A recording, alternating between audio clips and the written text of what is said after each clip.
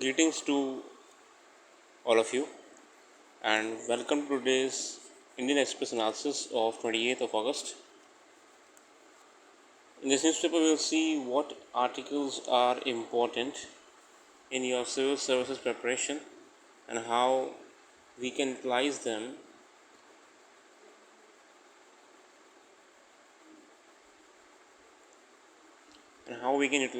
in our studies.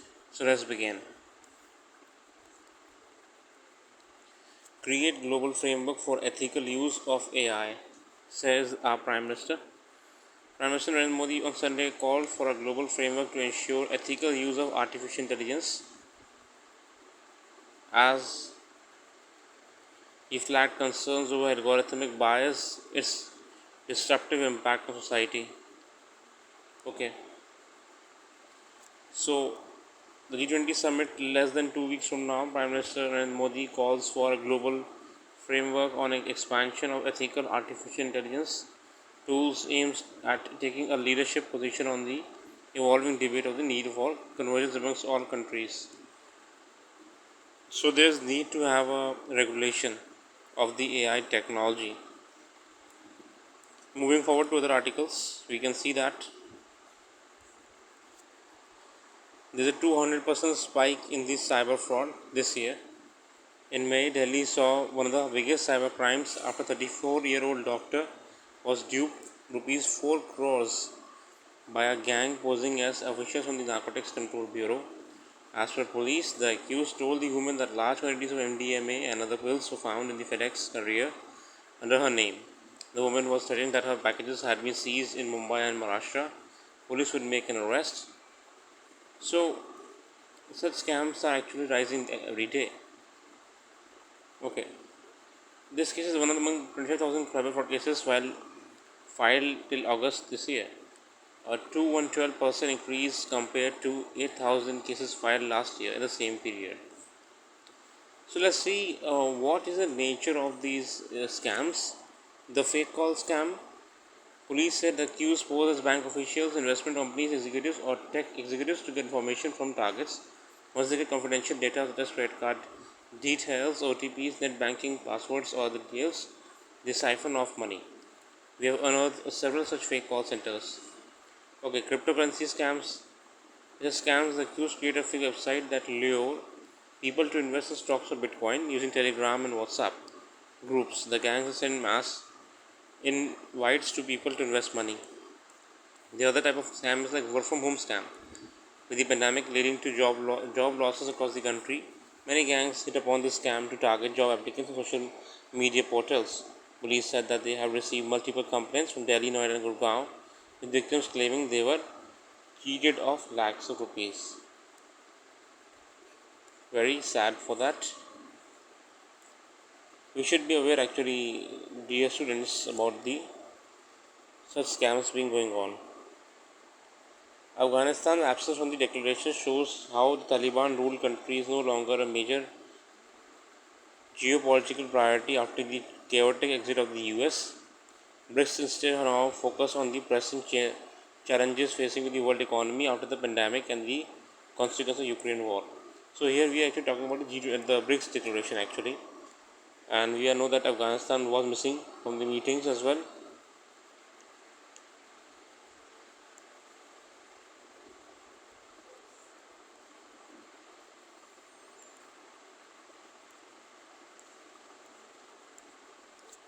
State of play. Delhi and Beijing negotiation must be less opaque. The confusion about which side requested the meeting between PM Modi and Chinese PM on the margins of the BRICS summit in Johannesburg last week might have little substance. The protocol one-upmanship is quite normal for diplomacy in Delhi and Beijing. Did the okay? So this is actually again a commentary on the Indo-China relations, which is being continually going on. The diplomatic code in which the two sides speak is hard to crack. Combine all this with the traditional romantic notions about the China relations in the particular class and entrenched geopolitical contradictions between their interests, and you have unending messages from Delhi. Whether it was an informal meeting, a pull aside, a mere conversation, or a candid and in depth exchange of views, the readouts from the two sides after the meeting underline the deep and well known divergence on an end, ending the current stalemate. Okay, so amazing thing. Now, talking about the Wrestling Federation and the current problem associated. So, as you all are aware, that the WFI, okay, has not appointed any head as of now,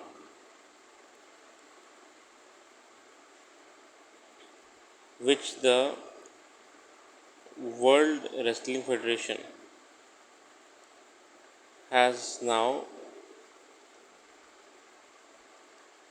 raised an objection about it and also threatened to discredit the Wrestling Federation of India if it is not appointing its head, okay, president. Earlier we have seen such instances with the football,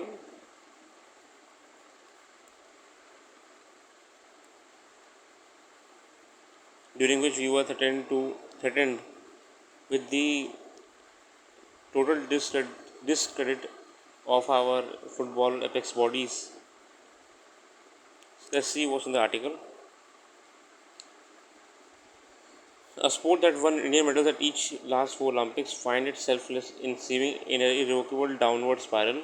Since the start of the year, when the country's top wrestlers launched protests against former Wrestling Federation of India President Brij Bhushan Sharan Singh, the sport has been stumbling from one controversy to another.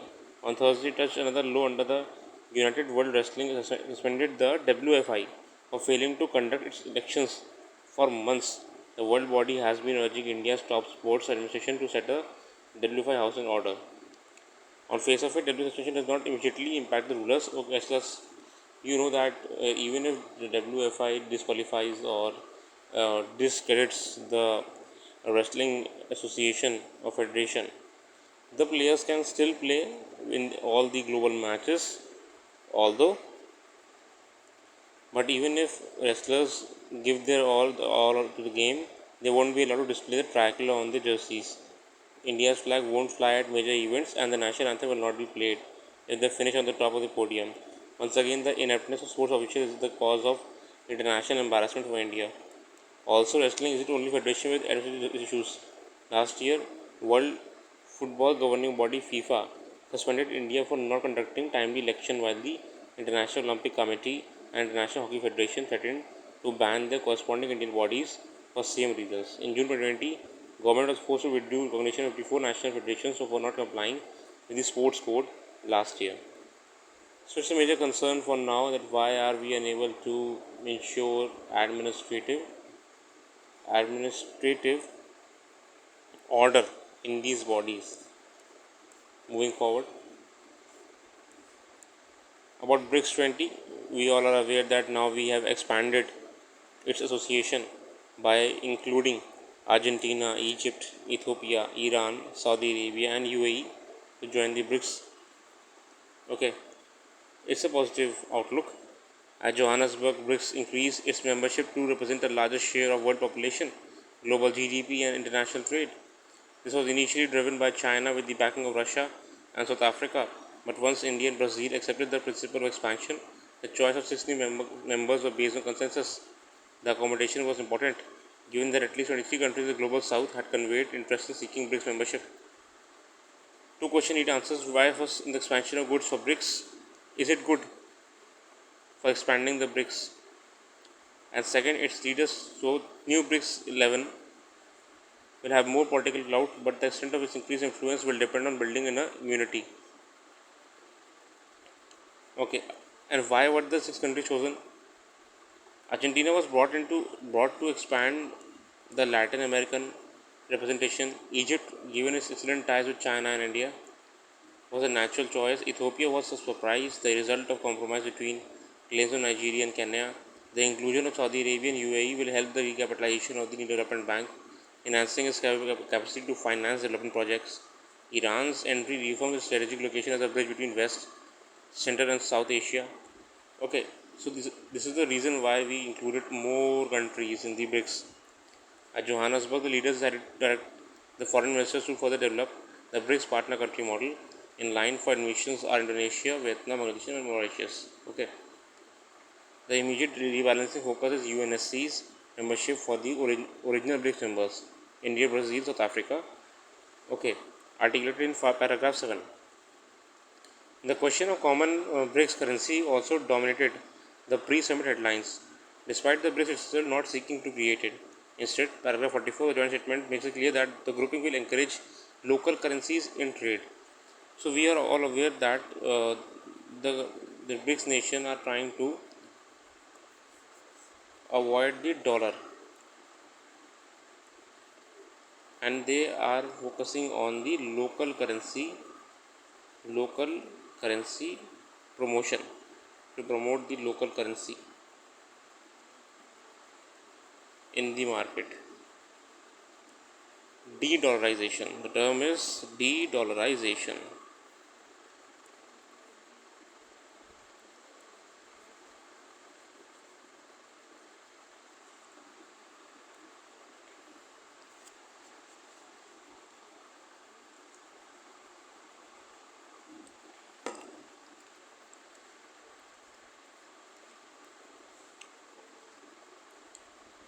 Okay, both UNSC membership and local currency trade are welcome to India. Two other possibilities discussed on the favorable too. First, it was reiterated that G20 is the premier multilateral forum for international economic and financial cooperation. Okay, it generates hope that these two states may become a little more conciliatory and a consensus between various Delhi regulations delivered at G20 summit in September. Second, the meeting between President Xi Jinping and President Narendra Modi on the summit sideline may offer fresh impetus for expediting a workable resolution of the border issues in the western sector of the Ladakh. After COVID, Galwan and Ukraine, BRICS have faced changes in the world, which is its two members, Russia and China, are heavily involved in confrontation with the US led West. Okay, so it will be a positive outlook with the BRICS coming in the coming changing international events. Okay, this article is about the national education policy and the practicality of primary school teaching. Okay, more than half of the children in India are unable to read fluently with comprehension or do basic mathematical operations. For this, okay, by the end of primary schooling. To address this, the NEP 20 suggests the national mission to ensure that all children attain foundational literacy and numeracy by the end of grade 3. Accordingly, the National Initiative for Proficiency in the Reading with Understanding of Numeracy, Nipun Bharat program. Okay, so Nipun Bharat program was brought to address the issue of basic education among the children. Reading and understanding numeracy with a very basic level. Nipun Bharat, despite certain limitations, has begun to slow improving the learning of children in grades 1 and 3 several states. However, in a recent decision, the Ministry of Education has rolled back the scope of Nipun Bharat to children in grade 1 and 2, leaving out children in grade 3. Okay, Anganwadi centers catering to 3 to 6-year-olds focus largely on health, immunity, and nutrition, and only a small proportion centers provided preschool education with any regularity or quality. In this context, the setting of 3 to 8-year-old block in which children receive well-planned, high-quality education services is still a distant goal. 35% of children spend several years of primary schooling navigating complex gaps between home and school languages. Therefore, to roll back a program that supports the learning of children in grade 3 is to let go for bird in hand, for two in the bush. If anything, we should be providing extra support for children through grades 1 to 5 so that they have enough time to establish robust foundations for language and numeracy learning. The NCF has merely argued for appropriate pedagogical practices to be followed. Okay, so after going through this article for a while, we can see that there needs to be a practical approach while providing a scenario for improving the basic level education. Perhaps one of the reasons for such decision is an inadequate understanding of what it means to establish strong foundation for early literacy and numeracy. It is possible that literacy, for example, is being understood as the ability to blend letters to read words at a certain pace by a certain age. Programs like Nipun Bharat have also contributed to the emergence of such an imagination, but rather than cutting back on such programs, it becomes more important to broaden our vision of early foundational learning to include a focus on relevance of literacy to children's lives. Strong oral expression, deep inferential comprehension, enjoyment and appreciation of literature, and capabilities to engage in writing in written composition whose can foundation for these be expected to be established by the end of grade 2 or even grade 3? Rather, we should be arguing for lengthening the duration of programs designed to strengthen early literacy and numeracy learning to include children in grade 4 and 5 and to broaden their vision in terms of educational aims and outcomes. So, it's a good article regarding the education. Here, we need to focus on practical ways to improve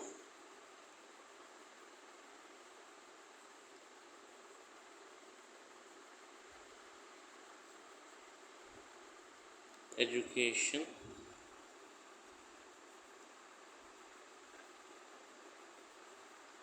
and skill.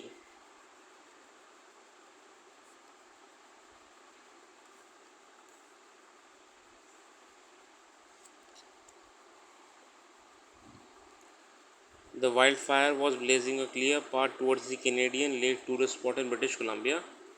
Okay, the fire prevention zone, an area carefully cleared to remove fuel and minimize the spread of flame, was created by a logging company owned by a local indigenous community. So, another new wildfire has stalked the suburb of West Kiowa this month. Its history with the previous one. It's a lesson not only of Kiowa but also for growing number of places in Canada and elsewhere threatened by increased wildfires amid climate change. When you think about how wildfire seasons are playing out, if we invested more in the proactive, then we should need less of reactive wildfire responses. Wildfire are an essential component of natural cycle for forest, but in recent years, more of them have grown so big that contaminated containment is nearly impossible. Fire prevention zones created in the off season can help slow approaching blazes that people can escape and can enable to firefighters to gain control. So it's a very great work by the local indigenous community to prevent the fires. So this article is about dengue prevention. Okay, a vaccination uh, is a vaccine is under process for dengue. With expanding geography of dengue infection in India as well as the world, the need has increasingly been felt for vaccine that can protect against all four serotypes or strains. Okay, nearly half the world population lives at risk of dengue at present.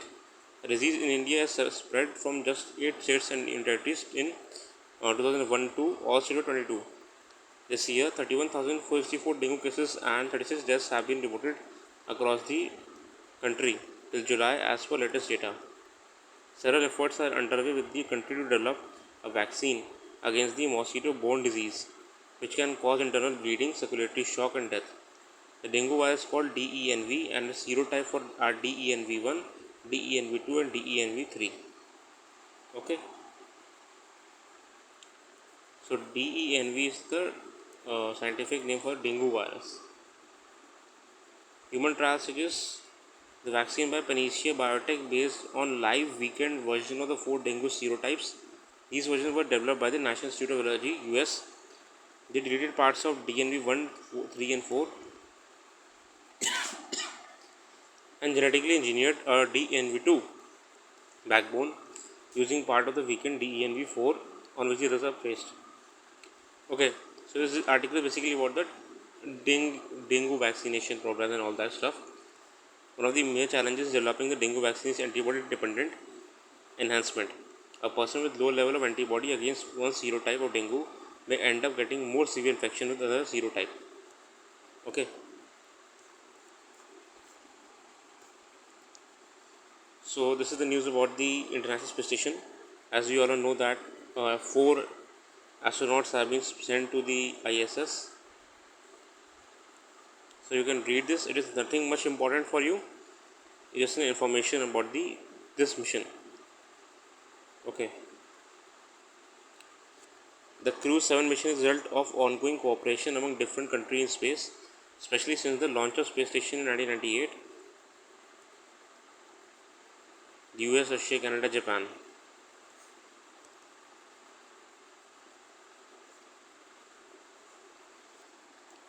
India UK bilateral ties are in the process, so we don't need to focus on every article coming about it.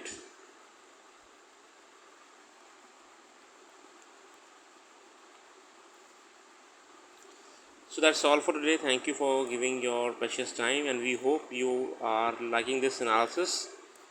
If it's a yes, then I would like you to share this article among your friends and fellow aspirants. Thanks for giving your precious time and have a very nice day.